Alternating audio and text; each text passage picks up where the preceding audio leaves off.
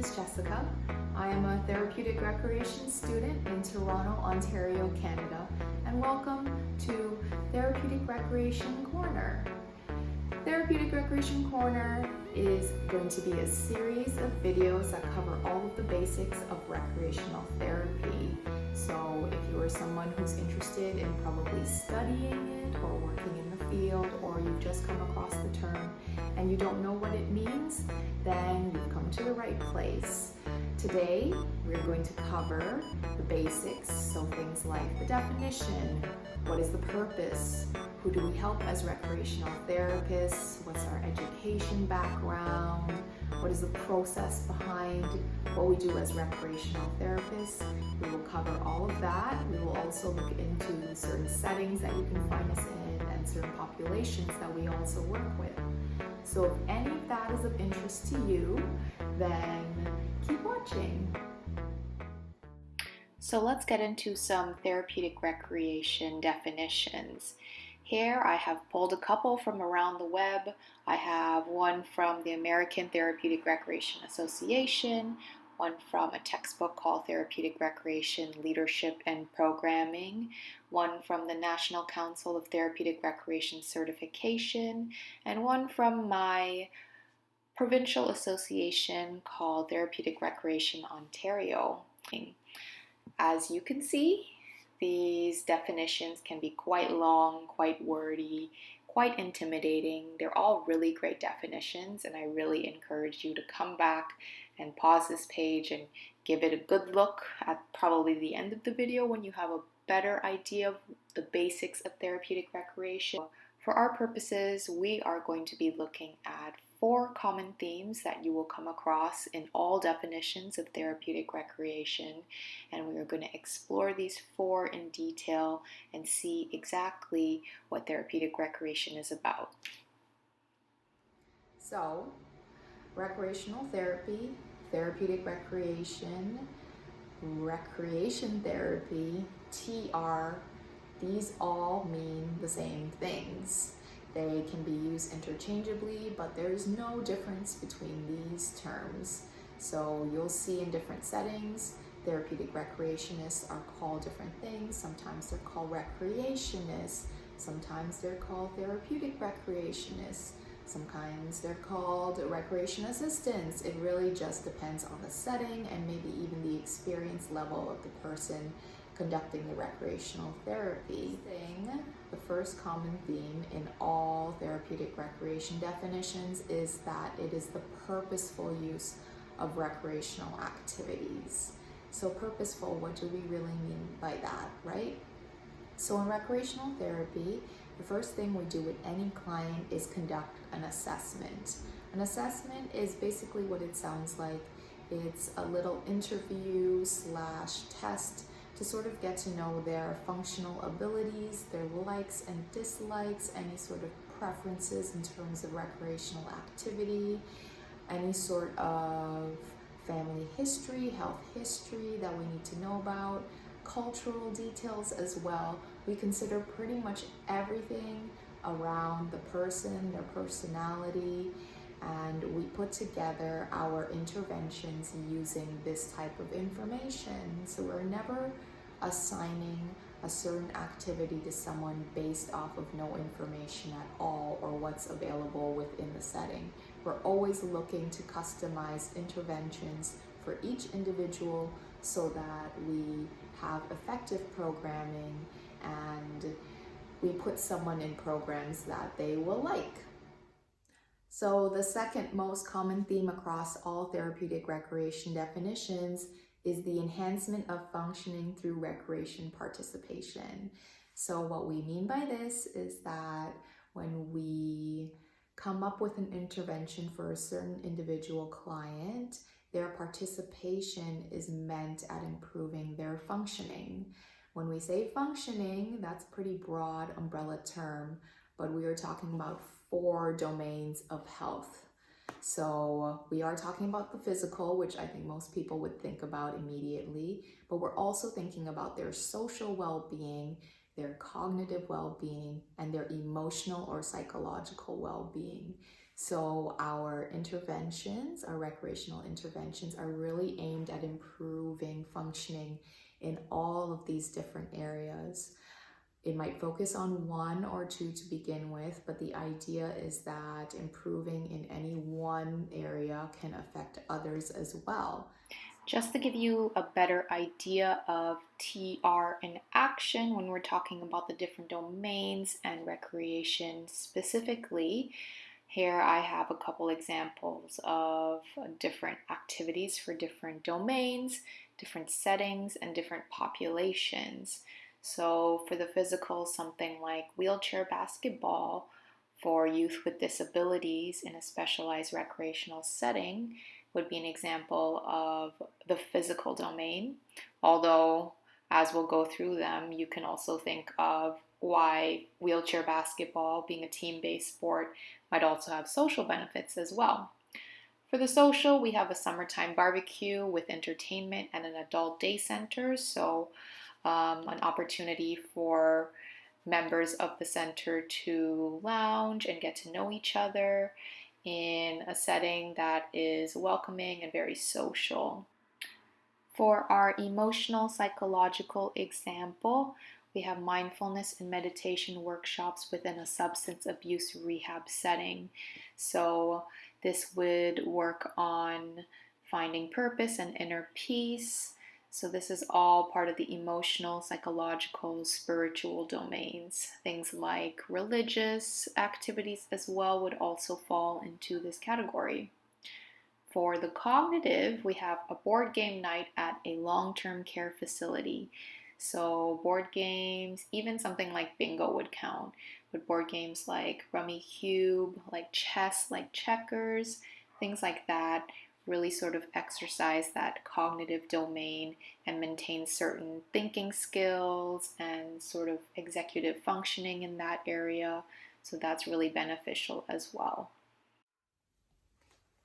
The third theme across all recreational therapy definition is focus on the whole person within his, her, or their environments. So, recreational therapy uses a lot of positive psychology. Unlike the medical model that looks at deficits, looks at illnesses, looks at what's wrong with the person and tries to fix from there, recreational therapy focuses on needs and strengths of our clients. So, what do they like? What gives them confidence? What do they feel they need? It's quite client centered. They have quite a big say in what they would like to work on with us. And of course, we advocate for what their preferences are across all of the sort of healthcare needs as well. So recreational therapists have quite a unique relationship with clients in that way.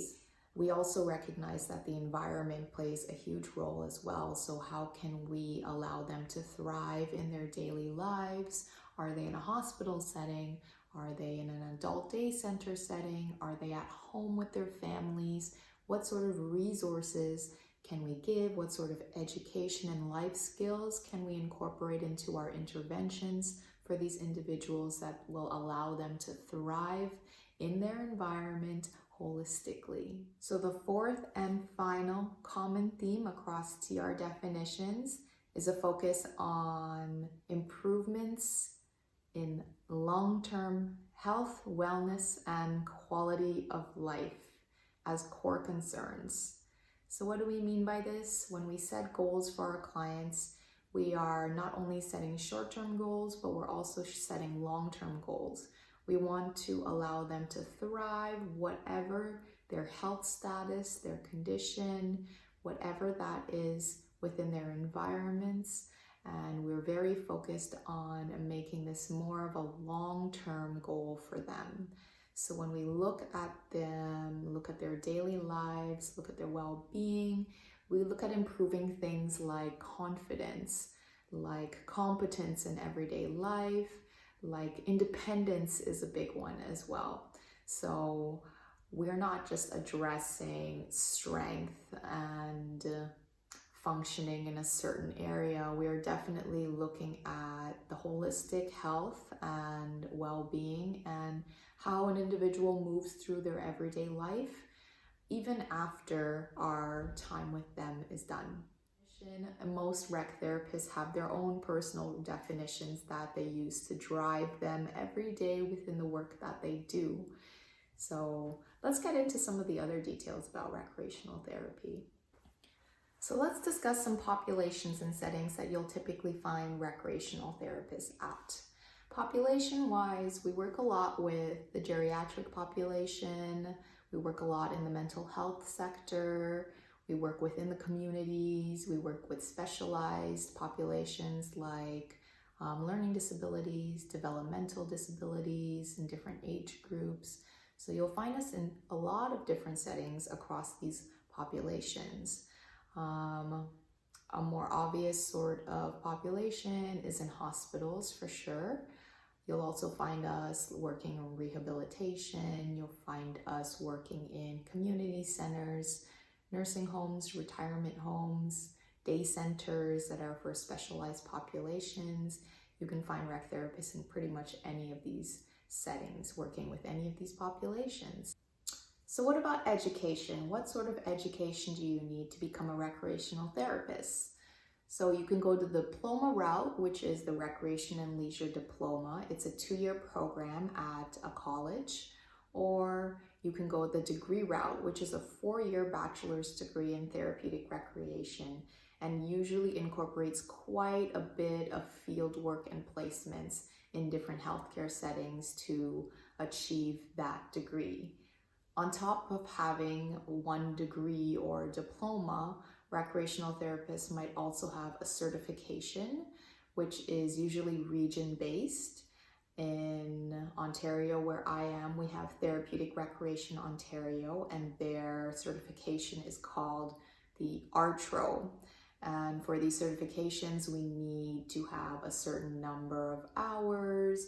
We have to have certain points collected from attending workshops, events, conferences, any sort of additional continuous learning within the therapeutic recreation field. We can count things like volunteering, research projects towards these points, but typically someone with a certification will have a little bit more experience than someone who probably doesn't have a certification.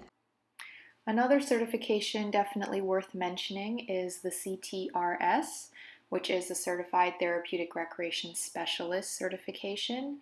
It is valid throughout all of North America, so Canada and the United States. So if you plan on practicing TR throughout those locations, then that's a really good one to have. On top of the experience and the educational elements, like a normal certification for a certain region, you also would have to take the NCTRC exam to achieve having the CTRS certification. That doesn't really go to say that every single person working in a recreation job or a recreational therapy resembling job will have a degree or a diploma in recreation or therapeutic recreation. You'll typically find sometimes there'll be crossover with social work. You'll also see a little bit of crossover with occupational therapy as well. So let's talk about how. How is recreational therapy purposes accomplished? All recreational therapists abide by the APIDE process. The APIDE process is assessment, planning, implementation, evaluation, and documentation. So sort of loosely in this order, most agencies and recreational therapists within different settings will go through these steps in order to work with clients to achieve their short and long-term goals. So we already talked about assessment a little bit early on. It's just an opportunity for us to get to know our clients, get to know what their functional capabilities are, what their likes and dislikes are, what their participation patterns might have been as well in different recreational therapies, so that we can make a really informed decision about what sort of programs we would like to put them in. In the planning process, that is when we really look at our results from assessment. We also incorporate a lot of evidence-based practice as well. So looking at different research studies that focus on different populations, different sort of conditions, different sort of issues that may arise, and what sort of therapeutic interventions have been effective across different studies. So we do really try to incorporate a lot of evidence-based practice into the sort of interventions we do eventually recommend for our clients. Implementation is the actual doing of the intervention. So when we implement the intervention, it may look like an art therapy session for a large group. It might look like a fitness class for a small group. It might even look like a one-on-one sort of Montessori puzzle sorting session with one other individual. It really depends on the setting, depends on the individual. Oftentimes, our clients will not only be recommended into one program, maybe they'll be recommended into a couple. So if you are working with clients in a long-term care setting, usually there are group opportunities, larger group events, smaller group, regular signature sort of sessions, and then one-on-one sessions as well. And individuals might attend all three types.